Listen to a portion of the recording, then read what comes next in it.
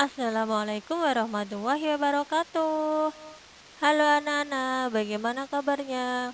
Pada kesempatan video kali ini, kita akan belajar tentang tematik tema 1, pertumbuhan dan perkembangan makhluk hidup, subtema 2, pertumbuhan dan perkembangan manusia, pembelajaran pertama.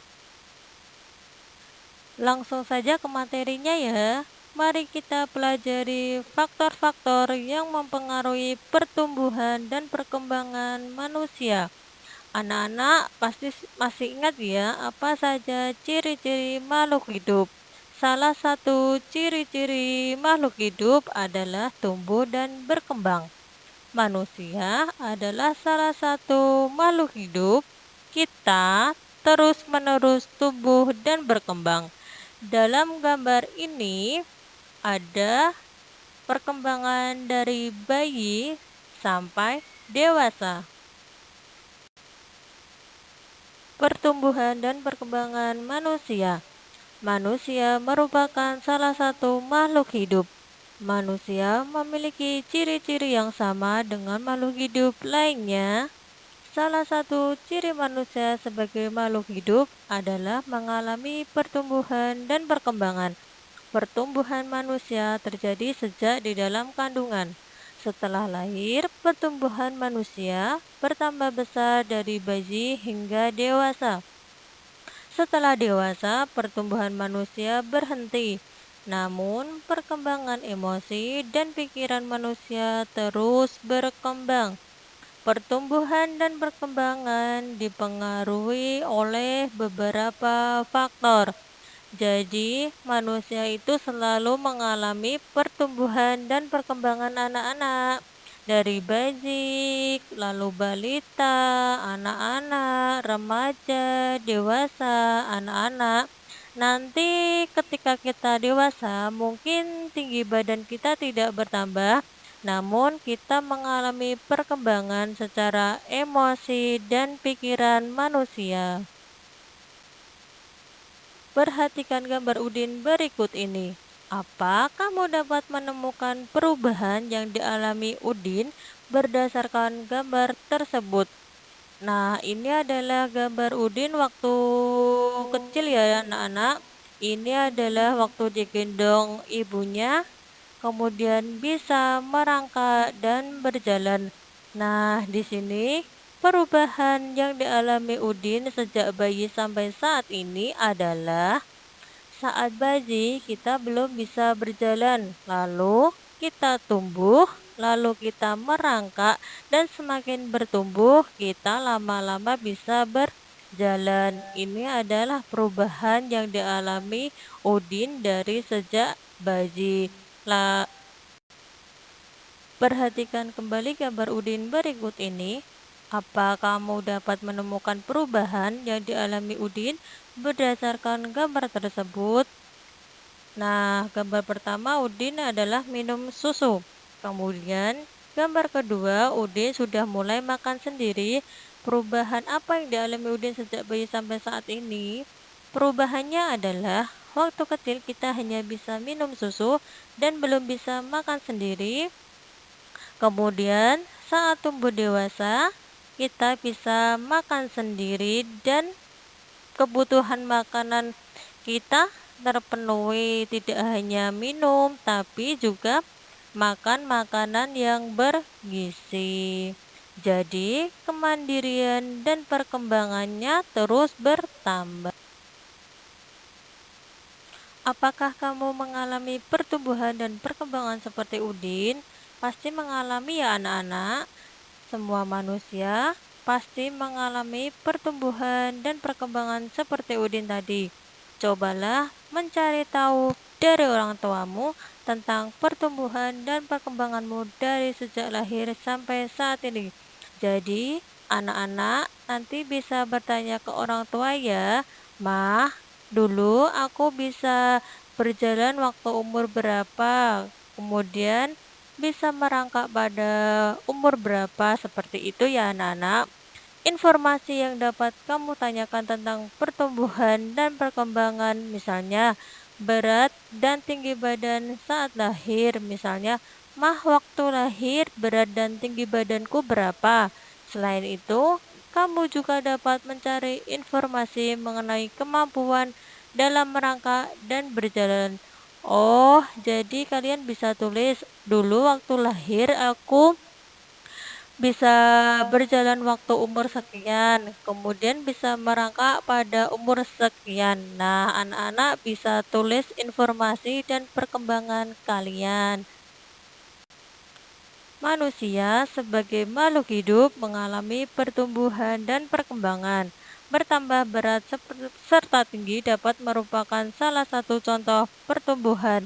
Kekuatan tangan manusia juga mengalami perkembangan juga. Contohnya seperti yang terlihat pada gambar, Edo saat masih kecil kesulitan untuk memegang botol susu.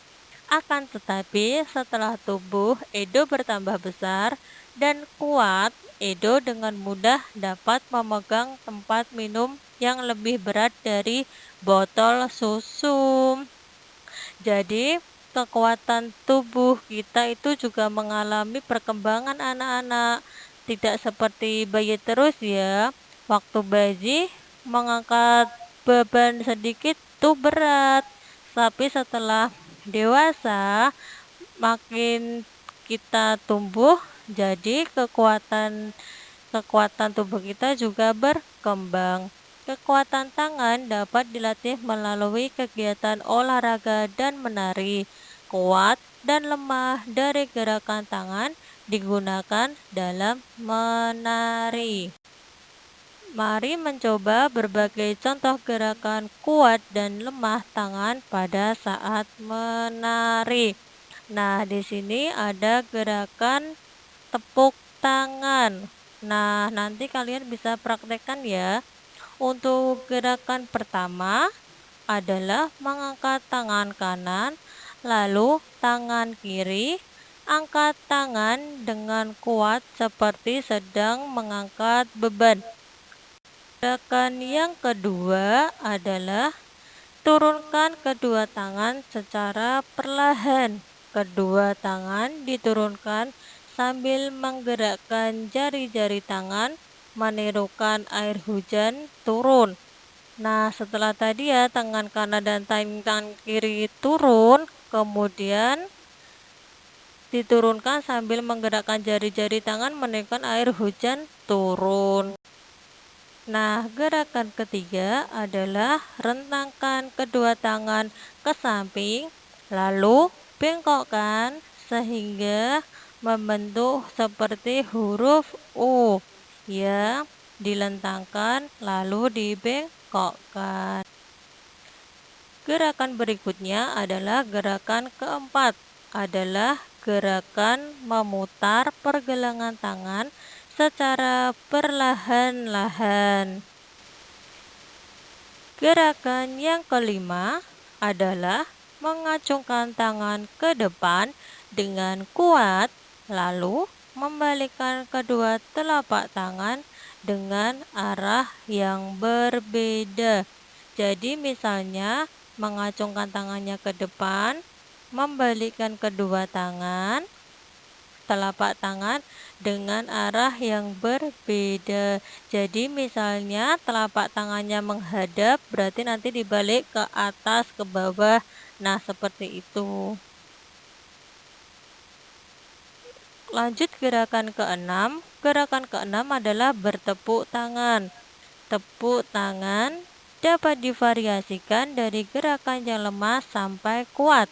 Misalnya, bertepuk dengan 2 jari, 4 jari, 6 jari, 8 jari, dan terakhir adalah 10 jari. Jadi nanti anak-anak bisa melakukan gerakan yang pertama sampai kelima. Nanti kalian bisa cari contohnya di YouTube ya anak-anak ya. Badan kita mengalami pertumbuhan, kemampuan kita pun mengalami perkembangan. Pada saat kelas 1, kalian baru belajar tentang nama dan lambang bilangan sampai bilangan puluhan. Lalu berkembang menjadi bilangan ratusan dan kelas 3 ini belajar sampai ribuan, bahkan puluh ribuan. Kalian juga sudah belajar penjumlahan dan pengurangan. Mari kita coba pelajari penjumlahan bilangan ribuan menggunakan teknik menyimpan untuk meningkatkan pemahaman. Yuk kita pelajari anak-anak contoh penjumlahan tanpa teknik menyimpan. Ini ada 3 contoh. Untuk contoh yang pertama, ini ada bilangan 1693, kemudian ditambah 5204. Kita coba selesaikan dengan penjumlahan bersusun. Kita hitung dari belakang. Angka yang belakang berarti 3 ditambah 4 itu 7, 9 ditambah 0, 9, 6 ditambah 2, 8, kemudian 1 ditambah 5 itu ada 6. Nah, untuk contoh soal nomor 1 sudah selesai. Kita lanjut contoh soal nomor 2. Ada 4025 ditambah dengan 1102. Nah, sama dengan nomor 1, kita selesaikan dengan bersusun. Berarti 5 ditambah 2, 7, 2 ditambah 0, 2, 0 ditambah 1, 1, 4 ditambah 1 adalah 5. Kemudian lanjut contoh soal nomor 3. 7143 ditambah dengan 1602. Kita selesaikan anak-anak. 3 ditambah 2 itu adalah 5, 4 ditambah 0, 4, 1 ditambah 6, 7, 7 ditambah 1, 8. Nah, ini adalah 3 contoh penjumlahan tanpa teknik menyimpan. Lanjut ya, untuk contoh penjumlahan dengan teknik menyimpan. Ada 4 contoh soal.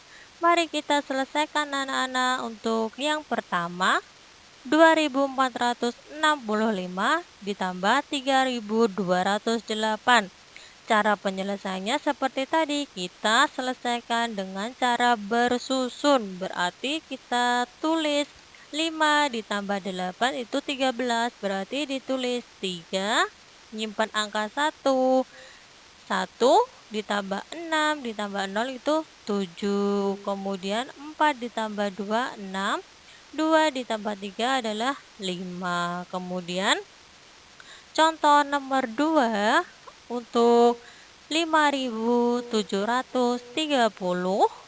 kemudian ditambah 2419. Kita selesaikan seperti tadi contoh soal nomor 1 dengan cara bersusun. Berarti diselesaikan 0 ditambah 9, 9, 3 ditambah 1, 4, 7 ditambah 4 itu 11. Berarti satuannya ditulis 1, nyimpen puluhannya, berarti 1 ditambah 5, 6, 6 ditambah 2 adalah 8. Nah, itu adik-adik. Untuk yang nomor 3 dan 4, penyelesaiannya sama seperti nomor 1 dan 2. Nah, cukup sekian ya anak-anak untuk pembelajaran hari ini. Semoga kalian tetap semangat belajar. Wassalamualaikum warahmatullahi wabarakatuh.